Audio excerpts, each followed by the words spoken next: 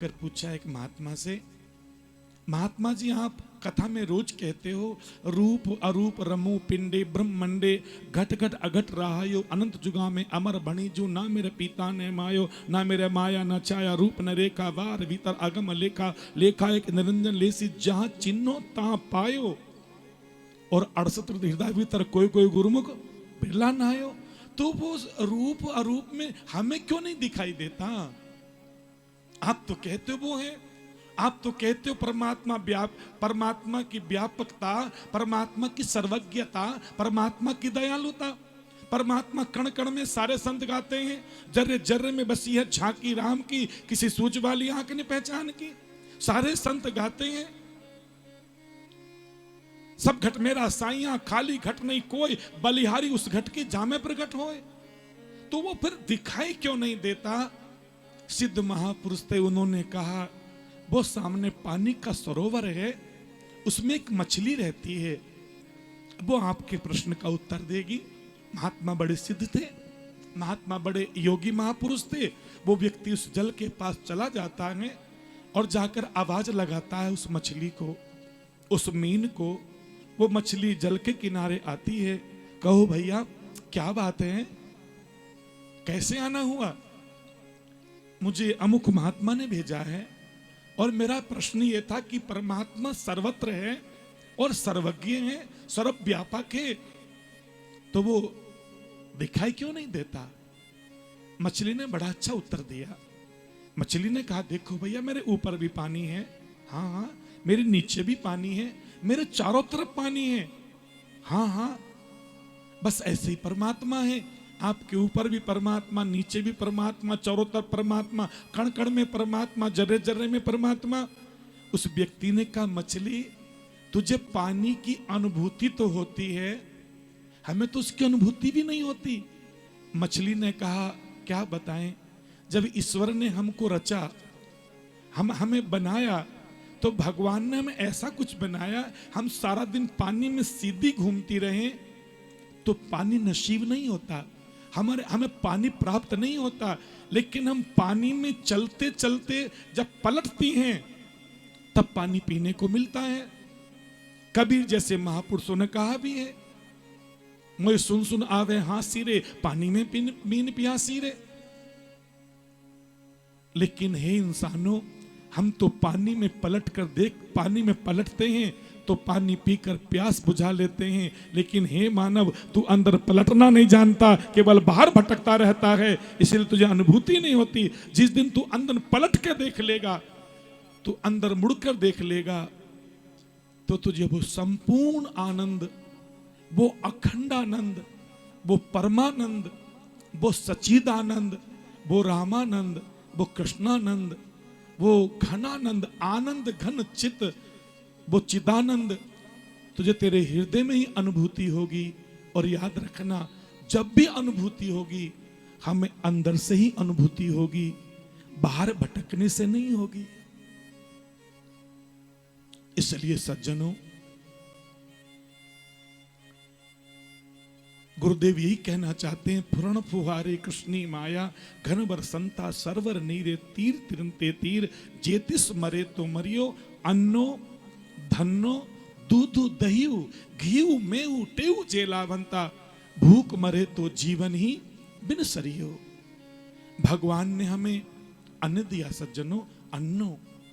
भगवान ने धन भी दिया, धन्नो, अन्नो धन्नो दूधु दहियु, हमें दूध भी दिया भगवान ने, हमें दही भी दी भगवान ने, घीऊ मेऊ, हमें घी भी दिया परमात्मा ने, हमें मेवे परमात्मा ने दिए, टेऊ टका पैसा भी भगवान ने दिया। इतना कुछ देते हुए भी हम तंबाकू खाने लगे। जानते हो, अरे पशु, आप घर आजमा के देखना, आप घर में कोई घोड़ा हो, कोई आपके घर में गधा पला हो, कोई भैंसा गाय, ये सब हो आपके घर में, वो भूखे हो, उनके सामने चारा डाल देना और फिर चारे के बाद जब वो खाने को लगे, थोड़ा तंबाकू का पानी लेकर उस चारे में मिला देना। अरे भूखा पशु भी तंबाकू को सूंघ कर हट जाता है। हम तो पशु से भी जाते रहे, जिसको पशु नहीं खाता, जिसको पशु नफरत करता है, हे इंसान तू उसे खाने लगा। आहा, यही हमारे पतन का कारण है। हम नशे में डूबते जा रहे हैं। बुरा मत मनाना सज्जनों, इतना बड़ा पंडाल लगा है, ये जो पिलर हैं, इन पिलरों के कंधे पर इस पूरे पंडाल का वजन है। हम सही में कथा बैठकर सुन रहे हैं छाया में, इन पिलरों की देन है। छाया मिल रही है हमको। अगर ये पिलर कमजोर हो जाए तो ये छाया हमें नहीं मिलेगी। उसी प्रकार कितना बड़ा घराना हो, कितना बढ़िया समाज हो, कितना बढ़िया राष्ट्र हो, जैसे किसी भवन में दीमक लगने से वो भवन खोखला हो जाता है, लकड़ी में दीमक लगने से वो सुंदर लकड़ी खोखली हो जाती है, ऐसे ही जिस परिवार, जिस समाज, राष्ट्र में नशा का घुन लग जाता है वो कमजोर हो जाया करता है। और ये नशे हमको अंदर से कमजोर कर रहे हैं। हमारा शरीर ही नहीं, हमारा परिवार निरंतर कमजोर होता जा रहा है। तो क्या इस तरह से ही हम चलते रहेंगे? नहीं सज्जनों, एक कवि ने कहा है, गुनाह करना मेरी आदत है, गुनाह को कर कर कह देना मेरी शराफत है। गुनाह करना मेरी आदत है, गुनाह को कर कर कह देना मेरी शराफत है। जब किसी ने मुझे गुनाह करने से नहीं रोका, मैंने समझा सबकी इजाजत है। तुम्हें कोई रोकने वाला नहीं, कोई टोकने वाला नहीं, लेकिन हम तो नहीं देख सकते हैं। हमें तो आपको टोकना भी आता है और आपको रोकना भी आता है, क्योंकि आपसे कोई स्वार्थ नहीं है, आपसे बिल्कुल स्वार्थ नहीं है। अगर स्वार्थ है तो इतना है, हम इस समाज के सदस्य हैं, इस समाज में जन्मे हैं, इस समाज के साधु हैं, इस समाज के प्रचारक हैं। ये हमारा कर्तव्य बनता है। तुम्हें रोकेंगे भी और तुम्हें टोकेंगे भी, तुम्हारा पतन होते नहीं देख सकते हम, इसलिए रोकना पड़ता है। भगवान ने इतना कुछ दिया, अन्नो धन्नो दूध दही गेहूं में, सब कुछ त्याग कर नशे की आदत करने लगे। इससे तो भूखे रहते तो ठीक रहता। तीसरी सुक्ति में जम्बेश्वर भगवान ने कहा, अन्नो धन्नो दूध दही घी में उठे जेला बनता, भूख मरे तो जीवन ही में सरियो। खेत मुक्त ले कृष्ण अर्थो, जे कंद हरे तो हरियो। वैसे तो खेत मुक्त ले कृष्ण अर्थो, थोड़ा सा इशारा 7वें शब्द में भी दिया है। परशुराम के अर्थ ने मुबा, ताके निश्चय सरियन कायो। परशुराम माने भगवान विष्णु।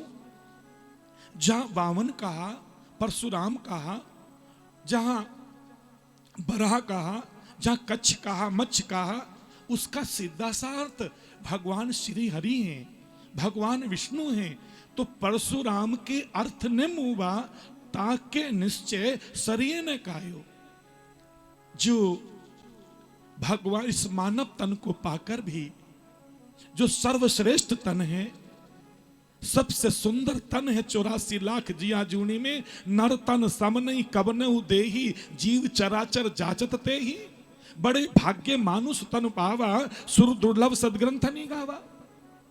ऐसा सुंदर शरीर, इसको पाकर भी अगर भगवान विष्णु की भक्ति ना की तो निश्चय सरिये न कायो। आपने कोई काम नहीं सरा, भगवान विष्णु की भक्ति नहीं की, भगवान विष्णु की आराधना उपासना नहीं की।